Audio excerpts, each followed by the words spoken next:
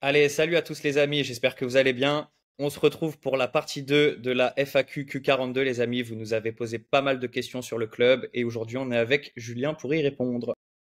Yes, toi aussi, tu as eu pas mal de questions du coup en appel privé. On a mis au point un petit peu la thèse. On adapte en fait la thèse. Les cycles évoluent, le marché évolue, donc on adapte la thèse d'investissement Merov. Et donc du coup, n'hésitez pas à passer dans le club aussi pour prendre votre appel si vous êtes membre du club, pour être au point des dernières nouveautés de notre thèse d'investissement Merov. Et sinon, après, petit disclaimer habituel, tout ce qu'on va dire dans la vidéo, c'est pas des conseils financiers, c'est pas des conseils financiers dans notre financial advice, DIR, je sais pas comment le dire en français, donc faites vos recherches. Et c'est aussi un biais qui est important, puisque c'est aussi la façon dont on raisonne sur la partie Q42, donc du coup, qui est la partie euh, VC, donc investir dans des projets avant que ces projets-là soient listés. Donc c'est quelque chose d'hyper intéressant. Et donc du coup, forcément, on est biaisé de notre expérience et de tous les trucs qu'on a fait en VC. Et on va essayer de répondre un peu en donnant notre prisme, mais en essayant en restant le plus neutre possible, on va dire. Carrément. Allez, bah c'est parti, sans plus tarder, première question. Comment bien construire son portefeuille VC? Alors, je pense que pour bien construire son portefeuille ici, il faut avoir quelques éléments. Donc, bien évidemment, après, ça dépend. On essaie de donner des réponses qui peuvent s'adapter, peu importe un peu les niveaux de capitaux. Qu'une personne qui n'est pas beaucoup en crypto et une personne qui a beaucoup. Je pense que l'idée, c'est d'essayer de garder un peu le même montant que vous investissez par projet, ou de grossir, pourquoi pas un petit peu si le projet vous intéresse beaucoup plus, mais pas faire du simple à x10 comme on peut le voir parfois. Donc si vous investissez 1000 $ par projet, essayez d'investir en moyenne 1000 $, parfois 2000 $, mais pas des 5000, 10 000 $. Et si votre portefeuille grossit, il faut que la taille grossisse au même rythme, on va dire, pas trop vite. Après, je pense que ce qui est important, c'est d'essayer de faire le plus de projets possible en gardant la qualité la plus haute possible de vos recherches, etc. Mais je pense que d'essayer de partir sur un projet par mois, tous les 2 mois, c'est un bon rythme. Et ça fait déjà pas mal. Après, bien évidemment, les rappels de base sur le money management, c'est des projets comme ça, early stage, pas mettre plus de. Il faut que ce soit une petite partie du capital par projet. Après, c'est difficile de donner un montant en pourcentage parce que ça dépend de votre patrimoine, quoi. Des personnes qui ont, je sais pas, 9 chiffres en crypto ou 10 000 $, c'est plus difficile de donner un chiffre, mais ça vous permet de donner une idée de rester quand même assez raisonnable et de se diversifier. Et après, peut-être un dernier petit conseil, moi, c'est plus mon avis, c'est d'éviter les projets trop jeunes. Vous voulez quand même investir sur des projets qui ont une probabilité très très importante, voire j'ai envie de dire quasiment 100% d'aller au TGE, donc au moment où le token va être listé, pour pouvoir récupérer au moins une partie de votre investissement. Ça, c'est quelque chose d'hyper important. Et investir sur des projets qui sont trop tôt ou pas du tout matures, où il n'y a pas de marketing, je sais pas, enfin bref, pas assez de produits, c'est un peu différent. Et je trouve que souvent parce que toujours pareil, c'est une question de rendement risque. Le rendement risque est vraiment beaucoup moins bon. Donc après, encore une fois, c'est que mon avis de ce que j'ai vu et de ce qu'on voit passer, quoi. Quels ont été tes plus gros gains cette année en VC? Il y a Q42. Alors, bon, il y en a pas mal, il y a pas mal de projets. Euh, je pense à Cookie parce que j'ai fait une vidéo dessus, mais c'est sur le Mirror Club. Elle est hyper intéressante, allez voir. A priori, elle est hyper intéressante. Allez voir la vidéo, donc Cookie sur la chaîne YouTube Mirror Club. Enfin, sur la même chaîne YouTube, il y aura le lien en description. Mais sinon, le plus gros gain, c'est iTier. Et donc, c'est Decentralized GPU. Donc vous pouvez la voir, c'est ATH le ticker qui est plutôt cool sur CoinMarketCap. Et je crois que c'est quelque chose comme, je peux pas trop donner, mais on va dire c'est x20, vu que le prix fluctue, etc. Mais c'est pour donner une idée, quoi. Que penses-tu de la folie des private sales qu'il y a eu et pourquoi Q42 a pas envoyé 10 projets? Alors, ouais, c'est vrai que en plus, je sais qui a posé cette question-là. En fait, c'est qu'il y a eu une période de 2 mois entre Q1 et Q2 où il y a eu une folie un peu des private sales, donc des ventes privées, donc comme ce qu'il y a sur Q42, c'est-à-dire avoir l'opportunité d'investir sur un projet en early stage, c'est-à-dire qu'avant que le projet soit listé. En fait, c'est toujours pareil. Il faut essayer de se positionner le plus possible du côté de la smart money. Donc, je dis pas que c'était de la dumb money à l'époque, ça, mais c'était trop d'euphorie. Les projets, ça faisait pas sens. Voilà. Et donc, si on respecte bien les règles de money management, d'essayer d'investir quand personne veut investir, etc., etc. Enfin, voilà, un peu les principes de base. C'est pour ça qu'il n'y a pas eu 10 projets qui ont été envoyés sur Q42, parce que le but, c'est d'essayer de construire le meilleur portefeuille VC qui fait le plus sens en gardant toutes les gestions de risque, etc. Et pas s'emballer quand le marché est trop, enfin, ça devient un peu du n'importe quoi. Et c'est vrai qu'il y a énormément de mecs qui se sont un peu cassés les dents sur cette phase-là, parce qu'il y a eu beaucoup de projets qui le fait beaucoup, très vite, mal. Donc c'était un peu du n'importe quoi. Et donc après, finalement, ça se retrouve dans la qualité des projets dans lesquels vous investissez, ou même il y a des projets qui se sont gâchés à cause de ça. Et donc, c'est pour ça que voilà, bien garder sa thèse d'investissement, bien la suivre, c'est le plus important, de pas trop dévier du plan. De toute façon, c'est ce qu'on rabâche dans le Mur of Club, c'est de garder une thèse d'investissement, la garder, de l'adapter, hein, voilà, faire des adaptations, mais après, rester bien là-dedans parce que sinon, voilà, vous allez vous perdre et vous pouvez potentiellement avoir votre rendement risque qui va baisser fortement en faisant ça. Et donc, du coup, c'est dommage. Comment éviter les mauvais deals? Ça c'est difficile. Ça c'est difficile. Enfin, en fait, je pourrais dire c'est difficile parce que ça se fait bien. Mais on va dire que ce que je veux dire, c'est que dans les bons deals, dans les triple A deals, comment les filtrer, etc. Ça c'est difficile. Après, comment éviter les mauvais deals? Je pense que c'est toujours pareil. Il faut faire les recherches minimum sur les équipes, essayer de vérifier les informations qu'on vous donne sur qui a fait quoi, etc. On a souvent sur beaucoup de projets des on-dit de il y a ce mec-là qui a investi, etc. Enfin voilà, il faut avoir des preuves, voilà, donc Twitter est un outil hyper important là-dessus. Par exemple, là, sur un des projets, il y a Dingaling qui est investisseur dedans, qui est un gros influenceur crypto, un des plus gros. Enfin, voilà, il a fait un space avec le projet. Enfin voilà, il faut aller vérifier qui follow quoi, etc. Et c'est pour ça que je pense qu'il faut impérativement rester sur des deals, ce que j'appelle tier one entre guillemets, donc c'est-à-dire les deals un peu de plus haute qualité ou les deals un peu les meilleures équipes et sur des projets qui sont pas non plus trop long terme parce que crypto ça bouge quand même très vite. Donc parfois il y a des projets qui sont intéressants long terme, mais toujours pareil, c'est une question de valorisation, etc. Mais ce que je dirais pour éviter les mauvais deals, c'est qu'il faut vraiment faire ses recherches avant d'investir, essayer de vérifier le plus d'informations qu'on vous donne. Et honnêtement, à l'ère de Twitter, tout se vérifie quand même hyper facilement. Donc Twitter c'est un outil hyper important pour vérifier tout ça. Après, il y a les on-chain, etc., de devenir détective. Mais voilà. Et après, ça rejoint un peu la question qu'on a souvent, c'est comment éviter les mauvais deals et sur la qualité des projets et pourquoi investir dans les projets de Q42. Donc déjà, ce qu'il faut savoir, c'est que les projets que propose Q42, c'est des projets dans lesquels on est aussi investisseur, on est tous investisseurs, donc il n'y a pas de conflit d'intérêt parce qu'il y a parfois certains launchpads qui vont vendre des projets où c'est leur projet entre guillemets, donc c'est des trucs un peu bizarres. Donc c'est, on va dire, des projets où il n'y a pas de conflit d'intérêt dans le sens où on est investisseur aussi dedans. Souvent, c'est des projets qui sont tier one, donc c'est des projets qui sont quand même voilà, des projets gros qui font partie de l'écosystème, j'ai envie de dire crypto, et où on va dire que dans la logique de comment c'est fait sur Q42, ça permet de se diversifier et de construire, on va dire, son portefeuille. Je redonne un exemple dont on a cité il n'y a pas longtemps. C'est par exemple nous, le gaming. On s'est rendu compte que le gaming sur des projets déjà listés, c'était pas le meilleur rendement risque. Par contre, de faire sur des projets qui n'étaient pas encore listés, le rendement risque était beaucoup plus intéressant. Et donc, on a enlevé pas mal de gaming qu'on avait ou qu'on faisait pour le faire early stage. Donc voilà, c'est plein de petits changements comme ça qui permettent d'augmenter le rendement risque de ce qu'on fait en crypto et maximiser nos gains sur les prochains mois, quoi. Comment gérer son exposition Q42? Alors déjà, je pense que c'est toujours pareil, c'est que c'est un peu plus long terme que 42. Il faut, pour voir les bénéfices, c'est quand même un peu plus long terme. Donc il ne faut pas avoir peur d'allouer et d'essayer de comprendre, de visualiser quand est-ce que vous allez pouvoir récupérer de l'argent, etc. Mais après, sinon, je pense que la règle de base, c'est déterminer un pourcentage de son capital à allouer en fonction de son profil de risque. Donc ça, dans le club, on n'a pas encore voulu trop définir ça, parce qu'on fait encore, voilà, on discute avec pas mal de membres. Mais par exemple, je ne sais pas si vous avez un profil, vas-y, moyennement risque middle, bah pourquoi pas mettre 20% de ce que vous avez en crypto sur un peu des deals early stage, mais pas un instant T, lissé sur 3 mois, 6 mois, 8 mois en fonction de ce que vous avez, quoi. Et donc si vous avez, je sais pas, vous voulez investir, je sais pas, j'ai un exemple, 10 000 $, bah, ces 10 000 $ là, comment vous allez les splitter sur 8 mois? Vous voulez faire, je sais pas, on va dire 10 deals, on va dire sur 8 mois, et ben du coup vous allez faire 1 000 $ par deal ou 1 500 et après 500, voilà, en fonction de ce que vous sentez. Mais voilà, c'est toujours pareil. Il faut déterminer un pourcentage de son capital à allouer pour bien gérer son risque et après comprendre et essayer de comprendre sur chaque deal le rendement risque des deals et aussi la rapidité, etc. Ça, c'est un point hyper important pour que vous aussi, vous construisiez c'est important de se former, quoi, en tant qu'investisseur. Faut pas suivre aveuglément, il faut essayer de former, comprendre pourquoi c'est un bon deal, etc. Et ça, je me permets d'insister parce que c'est vrai que nous, on voit beaucoup trop d'investisseurs, même, voilà, on revenait sur les altcoins, qui ont ces réflexes un peu pavloviens de suivre un copain qui investit, j'investis, d'acheter des altcoins, etc. De façon un peu, je vais dire aveugle, je cherche le mot français, tu sais, un peu blinded, tu vois, genre en mode, voilà. À l'aveugle, voilà, à l'aveugle, pardon. Et voilà, c'est pas ça. Donc, c'est essayer de construire son truc, de comprendre, ce projet-là, c'est du gaming, ça rentre ça dans mon portefeuille, ça, c'est de l'IA, etc., pour construire au mieux, voilà, votre portefeuille et voilà, quoi.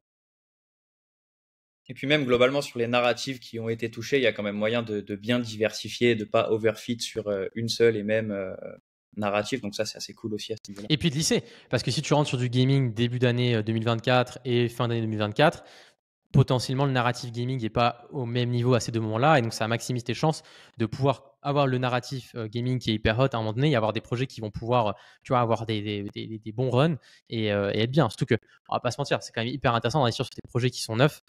Surtout dans le marché qu'on a en ce moment, où sur les altcoins, il y a beaucoup de mecs qui tirent un peu la langue parce que les performances, c'est pas ça du tout. Et donc, c'est pour ça que nous, on n'est pas fan des altcoins. On dit, voilà, attention, les altcoins, c'est quand même beaucoup du trading, c'est pas de l'investissement. Si vous voulez faire de l'investissement, c'est plus Q42 pour des altcoins. Et donc, ça présente toujours pas. Il y a un rendement risque qui est plus intéressant. Donc, c'est ça finalement qui compte. C'est le rendement risque. Et je sais pas pour citer des projets, et voilà, parce qu'il y a des projets, parfois c'est difficile, mais il y a des projets, voilà, c'est des trucs à ne surtout pas acheter. Et là, j'ai discuté avec Armand il n'y a pas longtemps qui rachetait encore un projet que moi, j'aime pas du tout. Donc, après, encore une fois, c'est que mon avis, etc. Mais voilà, ça sous-performe trop. C'est pas, voilà, faut se remettre en question. Faut se dire, OK, j'alloue là, bam, bam, et parfois rotate un peu. Je prends un exemple par exemple, je sais pas, vous avez beaucoup d'IGLD, et voilà, vous êtes un peu frustré de votre bague parce que ça bouge pas. Donc, déjà, nous, on n'est pas fan d'IGLD, c'est que mon avis personnel. Mais pourquoi pas vendre une partie d'IGLD pour aller mettre dans un ticket VC si vous trouvez que le rendement risque est plus intéressant de ce que vous avez sur l'IGLD à l'heure actuelle. C'est toujours pareil. Il n'y a rien de magique. Parfois, on fait des erreurs, on a loupé au bon endroit. Il faut toujours essayer de repenser rendement risque. C'est ça qui compte. Et donc voilà. En parlant de ça, est-il intéressant de rentrer sur tous les deals si on a le portefeuille pour? En fait, c'est un peu toujours pareil. J'ai envie de dire, pour pouvoir gagner, il faut jouer. Et donc, tant que tu n'es pas dans le marché, tu t'exposes pas, tu peux pas gagner.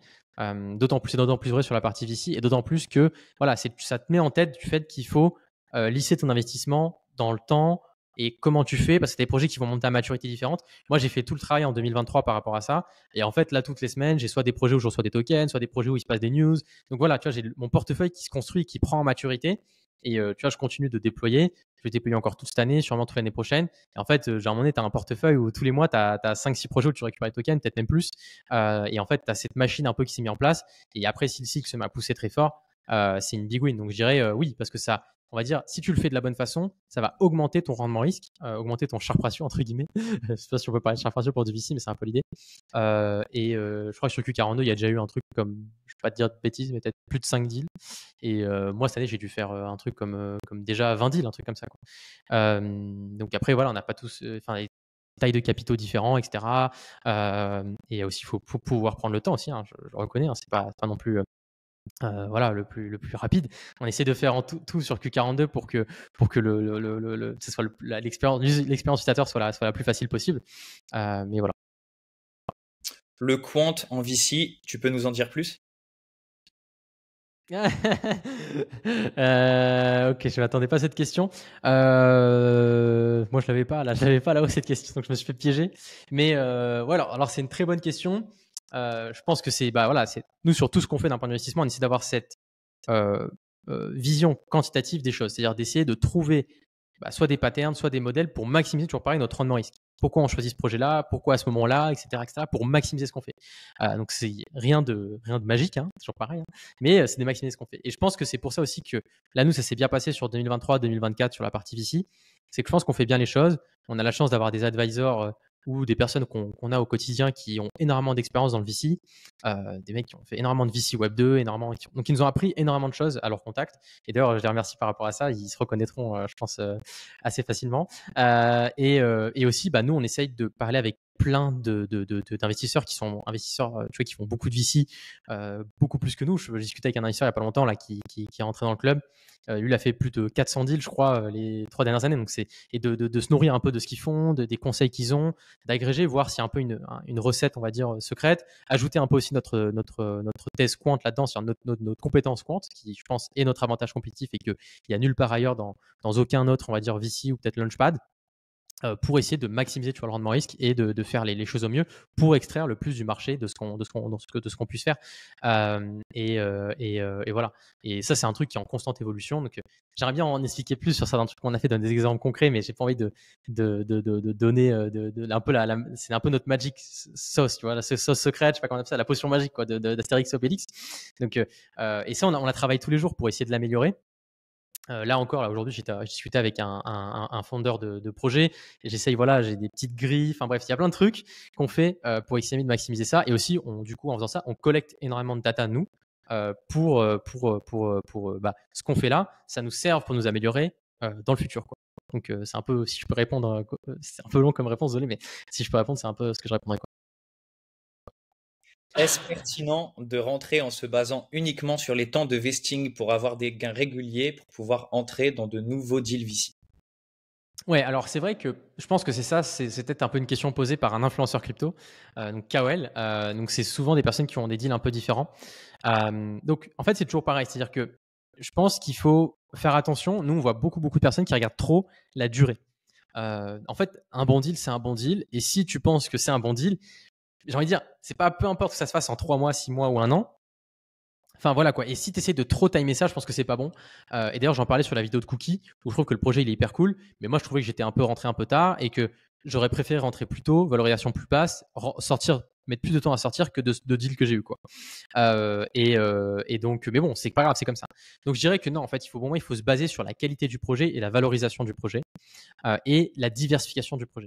Forcément, des deals infrastructure, c'est beaucoup plus long. Et d'ailleurs, il y a certains deals qui n'ont pas été proposés sur Q42 parce que c'est trop long et on sait que ça va pas plaire aux gens, alors que c'est des bons deals. Et donc c'est pour ça qu'on essaye, tu vois. Là, on fait une vidéo, on en parle. Il faut pas trop se fier à ça. Et d'ailleurs, il y a un projet qui arrive sur Q42 qui est assez long terme, mais parce que c'est de l'infrastructure, donc c'est plus long terme, c'est comme ça. Et ce qui compte, c'est le rendement risque qui est beaucoup plus important. C'est-à-dire que là, c'est sur un projet sur lequel on va pouvoir vraiment chercher un multiple beaucoup, beaucoup plus haut. Et donc, moi, ce que j'ai envie de dire aux gens, c'est il faut aussi, c'est ce que je me dis tout le temps, il faut trouver plus d'argent pour investir. Je pense que tu sais, je sais plus, on avait le gimmick en France, c'est pas un gimmick, c'est travailler plus pour gagner plus. Je pense que c'est travailler plus pour gagner plus, pour investir plus, pour pouvoir encore après investir plus. Donc, je pense que c'est ça qu'il faut essayer de maximiser. Après, bien évidemment, le temps a une dimension en soi. C'est-à-dire qu'entre un deal A et B, si tu me dis sur ce deal A et B, tu fais tous tes systèmes de notation et tu te dis, bah voilà, là je mets un 8 sur 10 et là je mets un 9 sur 10, mais ce deal-là, je peux sortir en 6 mois et celui-là en 3 ans. Oui, ok, ça joue. Mais je pense que c'est une dimension que les gens prennent trop en compte par rapport à l'importance qu'elle a, entre guillemets, si je dois résumer. D'ailleurs, je pense qu'il va falloir que je fasse des réponses plus courtes parce que je sens déjà que je vais me faire engueuler. Mais bon. Mais non, les gens ils seront contents, ils veulent du détail, c'est ça qui est bon. Il y aura un token sur Q42 ou pas? Alors, a priori, c'est pas prévu, il n'y aura pas de token. Je pense que le but, c'est de faire un produit qui est cool, que les gens aiment utiliser, qui est facile d'utilisation, où tu n'as pas à avoir un NFT ou acheter des tokens que tu vas staker, ou c'est compliqué, ou bref. Tu vois, c'est un peu la galère. En tout cas, ce que je peux dire, c'est que a priori, il y aura des airdrops qui vont arriver. Donc, est-ce que ça sera d'un token Q42 ou pas, je sais pas. Et que je pense que le farming a déjà démarré sur Q42.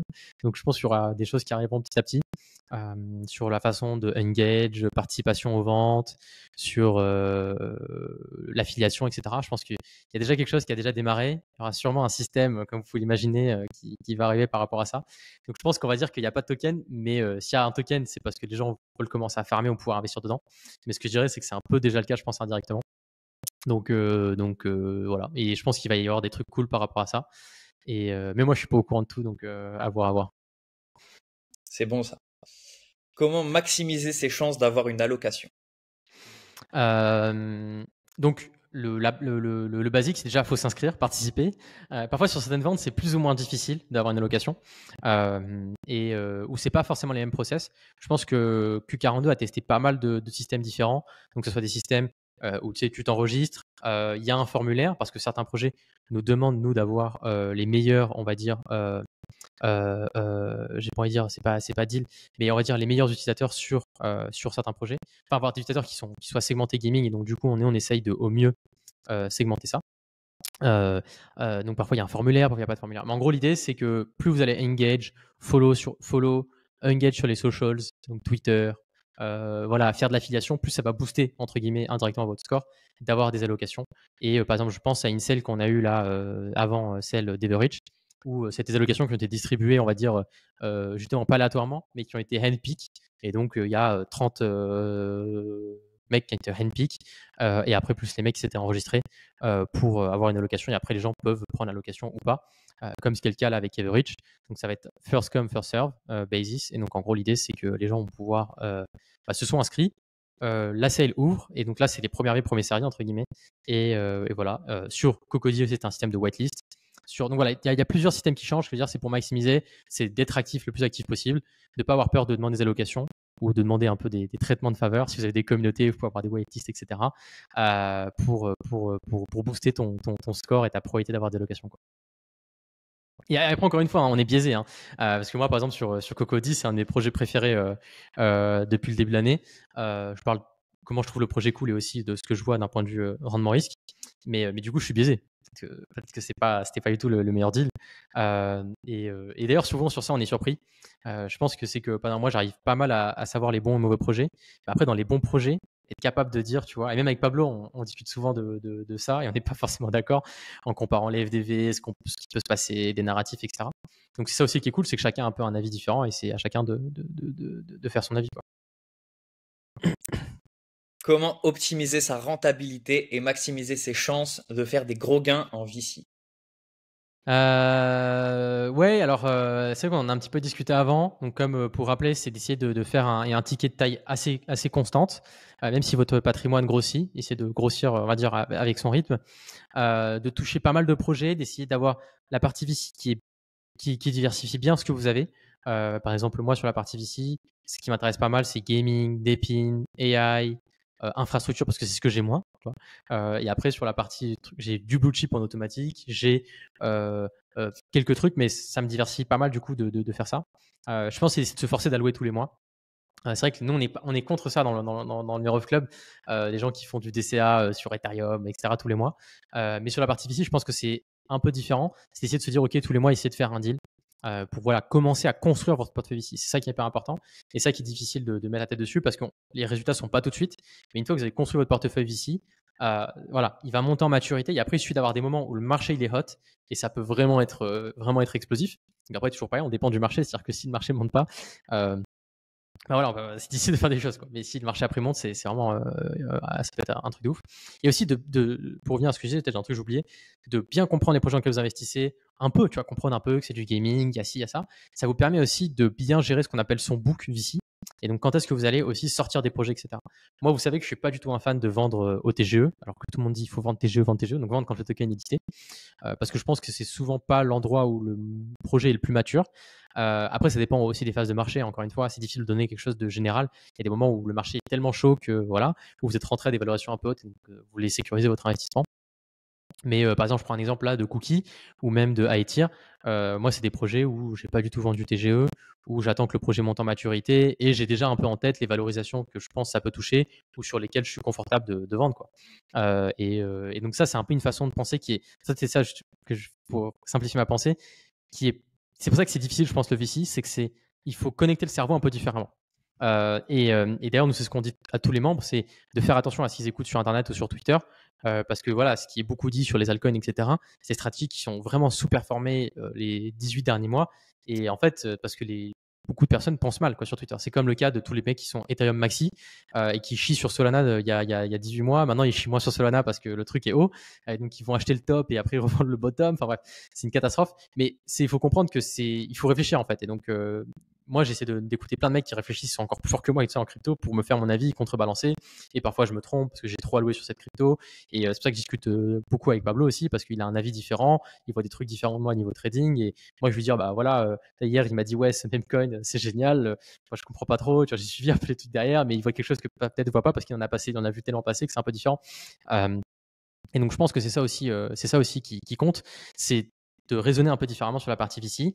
Et là, je fais une petite référence à un membre du club avec qui je discutais, qui lui, c'est le roi pour envoyer des 2000, 3000, 4000, 5000 balles dans des cryptos dès qu'il envoie une passée ou dès qu'il y a un altcoin qui passe. Et sur la partie VC, il comprend pas trop. Et là, il me dit, ouais, le projet n'est pas listé, ça m'intéresse pas. Et en fait, il faut réfléchir d'un point de vue rendement ici.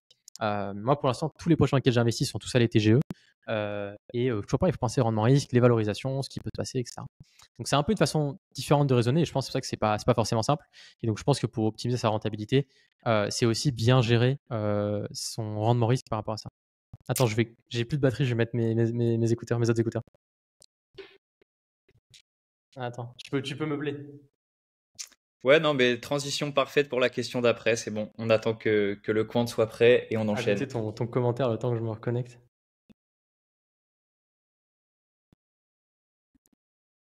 Tu m'entends? Ouais, je t'entends nickel. C'est reparti. C'est reparti normalement. Allez. Mais Ouais, du coup, comme je disais, je te retourne la question. C'est quoi c'est quoi ta vision de ça? Parce que je pense qu'on a une vision maintenant qui est quand même pas mal similaire, mais tu as une vision peut-être un peu différente sur quels seraient toi tes gros conseils pour maximiser tes gains VC, que ce soit enfin tu vois Q42 ou pas. C'est quoi ta vision en fait? pour moi, ça va vraiment dépendre du capital que tu as. Si tu as vraiment de la soupape pour enchaîner les projets, etc., je pense que c'est pas gênant si tu vends pas au TGE et que tu attends justement que le projet soit mature, etc. Après, voilà, si tu as moins de soupape et que tu es un petit peu plus en flux tendu au niveau de tes liquidités, peut-être que tu vas avoir envie justement de récupérer pour alimenter la sale d'après, etc.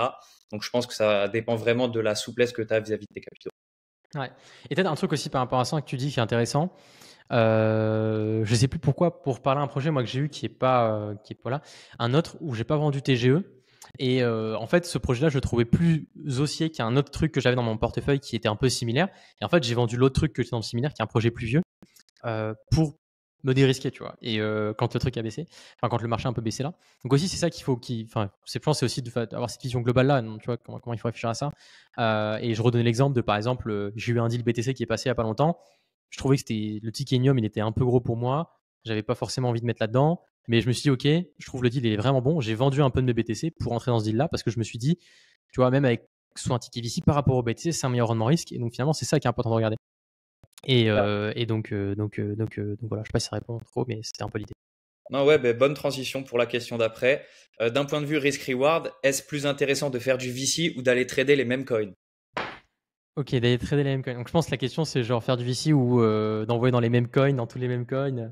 Alors je pense que ce qui est difficile c'est que sur les mêmes coins, c'est que si tu envoies sur tous les mêmes coins, même 0,1 Solana, vu qu'il y en a, si on prend que sur la chain Solana, 100 par jour qui sont listés, C'est c'est quand gentil. même, ouais, ouais, peut-être plus, ouais, 1000. 100 par heure. C'est compliqué. Donc c'est toujours pareil, sur la partie Memecoin, il faut être capable d'avoir un process pour sélectionner. Et c'est là où c'est difficile, c'est que je pense que le process il est vite un peu aléatoire et c'est difficile d'avoir un process qui soit pas mal carré. Je pense que c'est un des gros problèmes. Ce que je pourrais dire, c'est que je pense que le VC, je pense qu'il peut être plus rémunérateur et moins risqué parce que tu peux mieux sélectionner les projets. Sur le même coin, c'est ça qui est difficile, c'est quand même une partie de aléatoire ou de faire beaucoup de taille qui est quand même difficile. Et finalement, moi, je pense que le même coin early, c'est soit si tu n'as vraiment pas du tout d'argent en crypto et que tu veux gamble et il faut le faire bien. Encore une fois, quand je dis gamble, c'est pas péjoratif, c'est pas en mode de random, rouge et noir comme au casino. Non, si tu te dis, je sais pas, t'as 1000 balles, tu sais te faire bien tes trucs, etc. Mais il faut savoir que tu peux tout perdre. Il y a de fortes chances que tu perds tout. Je pense avec Pablo, on a une bonne expérience parce que je pense qu'on a dû investir dans plus de 1000 mêmes coins depuis le début de l'année et à trader, etc. Et on a fait de l'argent, mais c'est pas, on n'a pas eu une giga win. Donc c'est pas simple. Et on essaie d'améliorer justement cette thèse pour continuer de le faire pour le 1000x, quoi. Et on a eu des bons multiples. Mais je pense que voilà, c'est ça le truc. Et puis, je pense, c'est un peu toujours pareil, c'est que le VC, ça reste de l'investissement, c'est pas du trading. Pour moi, faire du meme coin en ligne, il y a des parallèles qu'on peut faire avec du VC, ou si tu fais du meme coin un peu plus mature, tu vois, comme ce qu'on fait pas mal nous sur les perpétuels, etc., de faire du trading, ça reste du trading. Je pense que être trader, c'est difficile. Être investisseur, c'est suivre quelques règles de base et ça te permet déjà de survivre pas mal, quoi, j'ai envie de te dire. Donc je pense que c'est ça aussi la question. C'est si t'es trader, pourquoi pas. Si t'es pas trader, bah t'es pas trader. Pourquoi avoir de l'argent sur son wallet permet d'augmenter les chances d'avoir une allocation? Ouais, alors ça c'est un truc, c'est-à-dire que je vous invite à aller sur Q42.co, Q42.co, et donc d'aller sur une sale, et vous allez voir sur une sale, quand vous avez participé, vous pouvez booster votre score en fait sur la sale, donc follow, tweet, il y a pas mal de trucs pour engage, inviter des copains, etc. Et il y a un autre truc, c'est connecter son wallet. Si vous connectez votre wallet avec un montant dessus, ça monte votre score et par exemple, sur une sale qu'on a eu avant, c'était un gros critère pour donner des allocations aux personnes parce qu'en fait, on se dit, il y a plus de chances que ces personnes-là viennent mint plus rapidement. Et donc, nous, quand on fait des whitelists, c'est quand même ça qui nous intéresse parce que c'est pour nous des whitelists et que le mec nous dise, ouais, dans 2 semaines, peut-être j'investis, mais en fait, dans 2 semaines, on est déjà. Voilà, il y a Trump qui a failli se faire assassiner, il s'est passé plein de trucs tu vois, en 2 semaines. Donc c'est ça aussi le truc. Donc oui, et je pense que ça va bientôt être un peu plus clair parce qu'on va amener pas mal de choses sur tout ce système un peu de ranking, de score, etc. Qu'on commence à amener doucement mais sûrement. Et dernière question, y aura-t-il des airdrops sur Q42? Ok, parce qu'on a une question un peu similaire juste avant. Donc l'idée c'est que on parlait de tokens, etc. pour Q42. Ouais. Alors j'ai envie de vous dire oui, et en plus il y en aurait un qui devrait arriver dans plutôt pas forcément hyper longtemps.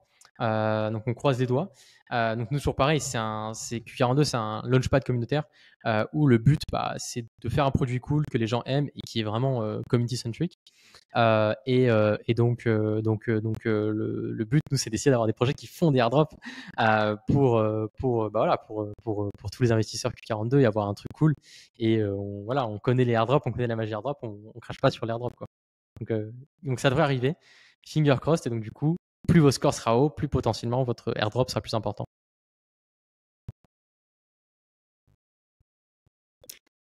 Quelle est ta vision Q42 et ta thèse? Alors ma thèse, qu'est-ce que tu veux dire par thèse? Genre ma thèse d'investissement? Ouais, Thèse d'investissement, peut-être on va pas la liker là. C'est réservé aux membres du club. Donc rentrez dans le club et prenez un call avec Pablo, j'ai envie de vous dire.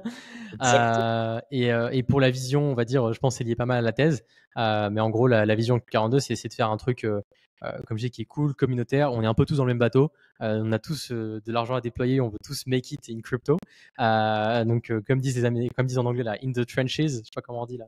Genre, voilà, on est tous locked in, quoi. On veut tous, voilà, on veut tous réussir. Et donc voilà, on est tous dans le même bateau. On veut chercher les meilleurs projets pour investir dans ces projets-là. Qu'on ait aussi apprendre énormément de choses, qu'on ait des expériences de ouf, investir dans des projets. Je pense à un copain qui a investi dans Illuvium. Il a fait plus de fois 100 sur Illuvium. Enfin voilà, c'est des histoires cool aussi à raconter, outre l'aspect financier. Et puis c'est de faire partie de l'écosystème, c'est de financer l'écosystème, c'est de financer des mecs qui build aussi, qui défendent nos autres bags, parce que les mecs qui build des projets maintenant, ça défend aussi tous nos autres bags. Donc voilà, je pense que c'est ça le truc, c'est d'avoir un truc vraiment communautaire, cool, où on essaye de maximiser nos chances de s'exposer à des gros multiples. Magnifique. Bon, bah, j'ai plus de questions, Mike Quant. Tu as répondu à tout. Merci beaucoup. Et N'hésitez pas. merofclub.com. Voilà, t'as pas le t-shirt, J'ai la moi. merch, j'ai la merch. N'hésitez pas à liker la vidéo, à poser des questions aussi. Peut-être qu'il y aura une partie 3 si vous avez encore des questions intéressantes sur lesquelles on peut y répondre.